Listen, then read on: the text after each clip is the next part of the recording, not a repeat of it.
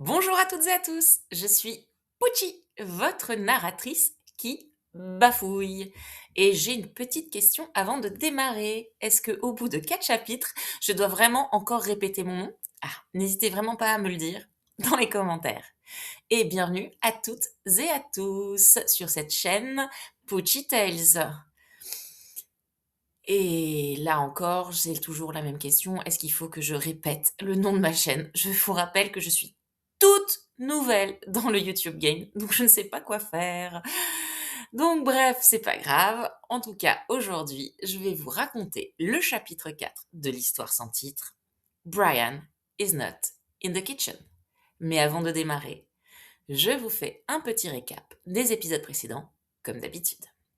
Donc, dans les épisodes précédents de l'histoire sans titre, Cindy et Brian, notre jeune couple un poil stéréotypé et légèrement lent de la comprenette, ont emménagé dans une maison hantée. Alors que Brian ne croit pas à tout ce bullshit d'esprit, Cindy, elle, fait appel à Little Red Bull, un chaman d'origine amérindienne qui s'habille comme un VRP. Après une brève séance pour déterminer ce qu'il se passait dans cette demeure à l'allure parfaitement banale, Little Red Bull annonça à la jeune femme que ce n'était pas la maison qui était hantée par des forces cytomorphes maléfiques, mais elle. Il quitte les lieux pour pouvoir établir son plan d'action, tandis que Cindy se retrouve seule chez elle à faire brûler de la sauge et à mettre du gros sel partout en guise de moyen de protection. Mais alors qu'elle se sentait enfin détendue depuis des semaines, un cliquement se fit retentir dans l'entrée. La jolie blonde croyait voir sa dernière heure arriver. Et voici la suite, le chapitre 4. Brian is not in the kitchen. Alertée par le bruit dans l'entrée, et malgré son effroi, Cindy décida de ne pas mourir sans se battre. Elle s'empara du cendrier qui traînait sur la table du salon, celui qui contenait les cendres de poudre de perlimpinpin que le chaman avait utilisé pour son rituel. Quand une voix retentit. « Chérie, et moi ?» Il ne s'agissait que de Brian, qui rentrait de sa soirée avec ses collègues de Amazing Cars, et qui râlait comme un pou parce que ça faisait scrunch, scrunch sous ses pieds. Bien sûr, c'était le gros sel. L'homme semblait passablement éméché après sa soirée passée au Hot Tits, un bouge du coin où il aimait se détendre après le boulot. Cindy n'avait jamais mis les pieds dans ce bar, car d'après son mari, c'était un endroit réservé aux gentlemen. Mais elle n'avait aucune inquiétude concernant le fait que Brian y aille sans elle, car son homme était l'incarnation même du parfait gentleman. Enfin rassurée, la jeune femme reposa le cendrier sur la table du salon, et elle a embrassé son cher et tendre, qui sentait la bière bon marché et le fromage à nachos, tandis que celui-ci regardait d'un œil torve son intérieur envahi par le gros sel. Putain, Cindy, qu'est-ce que t'as foutu? Y a du plâtre partout par terre! C'est dégueulasse! T'aurais pu au moins passer l'aspirateur après le boulot! T'avais que ça à foutre pendant que j'étais de sortie avec les collègues! N'ayant pas tout à fait terminé sa diatribe, il enchaîna. Et en plus, ça pue le brûler! Ah, me dis pas que t'as encore fait cramer le dîner! T'es vraiment qu'une bonne à rien! Cindy, qui était une jeune et gentille femme aimante, ne se fit pas la réflexion que son mari n'était pas foutu de faire la différence entre du gros sel et du plâtre, et qu'il aurait pu lui demander le pourquoi du comment. Au lieu de ça, notre blonde, sentant son époux légèrement agacé, ceci est un bel euphémisme, tenta de l'amadouer. Attends mon chéri, il y a une explication parfaitement rationnelle à tout ça. Va te poser sur le canapé, je te prépare un petit bourbon on the rocks, comme tu les aimes, et je te raconte tout. Brian s'exécuta en grommelant. Quelques instants plus tard, l'épouse dévouée rejoignit son chum avec un bourbon pour lui et un jus de goyave bio pour elle. Elle prit une grande inspiration, histoire de rassembler ses pensées, et but une petite gorgée de son verre pour se donner une contenance. Enfin prête, elle se lança. Alors voilà, vu que toi et moi on supporte plus les bruits de cette maison, j'ai décidé de prendre des mesures. Et, connaissant l'extrême cartésianisme de son mari, Cindy hésita un bref moment avant de continuer. Et j'ai fait appel à un chaman. Tu te souviens? Je t'en avais parlé il y a quelques jours. La première visite était gratuite. Un chaman? Ah ouais, le fameux chaman, répondit Brian tout en haussant un sourcil. Et tu l'as trouvé où ton chaman? Dans la boîte aux lettres, répondit Cindy avec candeur. Donc, si je résume bien, répliqua l'homme qui doute de tout, tu as trouvé un chaman dans notre boîte aux lettres? Un mélange de surprise et de mépris se lisait dans les yeux de Brian. Oui, enfin non. La jeune femme commence très sérieusement à s'en mêler les pinceaux. Elle farfouilla dans ses poches et retrouva la carte récupérée quelques jours plus tôt dans la boîte aux lettres. Lis, dit-elle en tendant la carte à Brian. Quelque peu dubitatif. Brian prit la carte et la lut. Little Red Bull? Est-ce qu'il a des ailes? Non. Pourquoi il en aurait? Répondit naïvement la jeune blonde.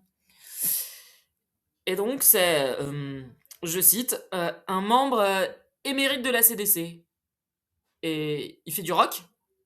Cindy, toujours en plein désarroi, se contenta de pincer les lèvres. Attends, choupette. Hey, ok, je comprends mieux. La CDC, c'est une association spécialisée dans la destruction de cytomorphes. Par contre, on sait quoi en cytomorphe? Pour une fois, la jeune femme qui, après toutes les péripéties de la journée, était enfin en capacité de répondre. Et c'est très fièrement, comme une première de la classe, qu'elle n'avait jamais été, qu'elle dit: les cytomorphes sont des entités spirituelles qui sont parfois maléfiques, parfois pas, et qui sont soit liées à un lieu, soit liées à une personne. Nous, on en a deux. Pour le coup, ce fut au tour de Brian de rester quoi. Regardant à nouveau la carte de visite, il continue avec ses questions. Euh, il est écrit ici qu'il répare les ordinateurs par télépathie. Il paraît, mais comme notre ordi marche super bien, je n'en ai pas parlé. Décidément, le premier degré et Cindy étaient une affaire qui roulait. Brian, qui commençait à perdre patience et voulait enfin avoir le fin mot de cette histoire, continua. Donc, si je résume bien, c'est un chaman membre émérite d'une association que personne ne connaît qui t'a dit de mettre du plâtre partout dans la maison. Et c'est pas du plâtre, c'est du gros sel. Ah oui, c'est sûr que là, ça devient beaucoup plus logique. Attends, je vais tout expliquer. Et c'est ainsi que Cindy relata à son homme tous les événements de la soirée.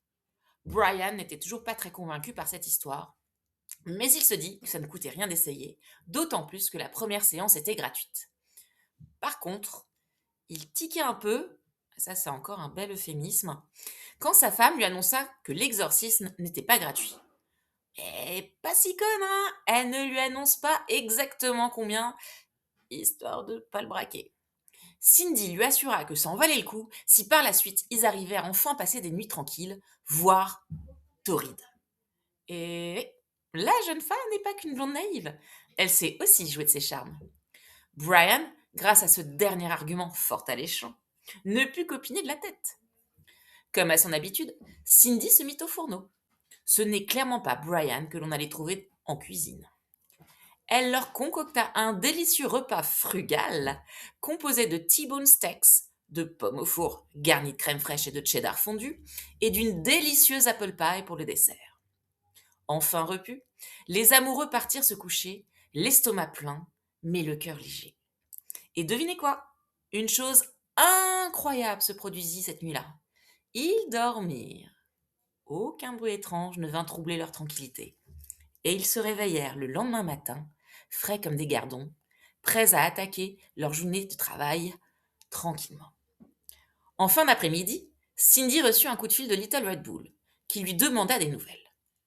La jeune femme lui confirma que les rituels avaient fonctionné à la perfection. Eh, ça c'est très bien, Mackenzie, dit-il avec une légère condescendance dans la voix. Et moi, j'ai une bonne nouvelle de mon côté. Vous voulez l'entendre? Perso, je ne vois pas ce que Cindy aurait pu répondre à part oui. Mais laissons notre chaman s'exprimer. Vu la complexité intrinsèque de votre infestation cytomorphique, et pour vous réaliser une prestation au poil, j'ai consulté d'autres membres émérites de la CDC. Et nous avons mis au point une solution pas piquée des cannetons pour vous débarrasser de l'entité maléfique. Et l'autre entité demanda Cindy. J'en ai marre de l'entendre gratter. Eh, ma petite Lily, chaque chose en son temps. On part au plus urgent là. Mais quand je viendrai, j'y verrai vérifier sa nature.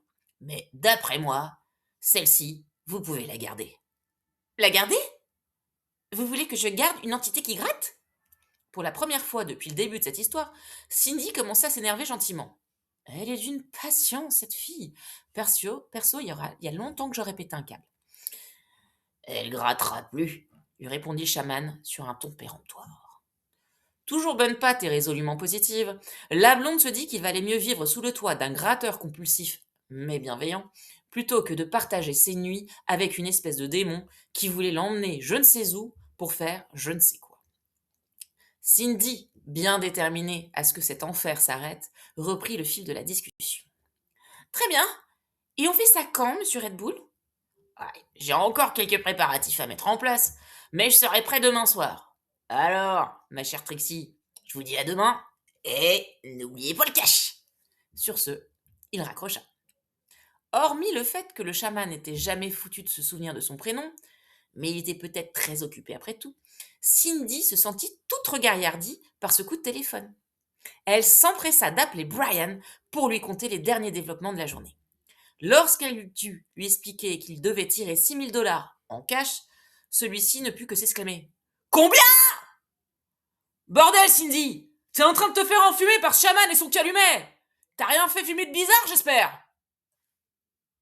Et voilà! Et oui, je vous laisse sur les douces paroles de Brian, toujours pleine de bienveillance. Comme toujours, j'espère que l'épisode d'aujourd'hui vous aura plu. Si c'est le cas, mettez un petit pouce bleu et n'oubliez pas de vous abonner pour ne rien rater de la suite. Vous pouvez aussi me suivre sur Instagram, je vous mets le lien dans la description. Dites-moi en commentaire ce que vous pensez de Brian. Eh oui, c'est important de savoir ce qu'on pense de Brian, parce que moi-même, j'ai parfois des doutes sur lui alors que je l'ai créé. Eh oui. Quant à nous, on se retrouve dans 2 semaines pour la suite. Et je vous dis bachi bachi, c'était Pucci.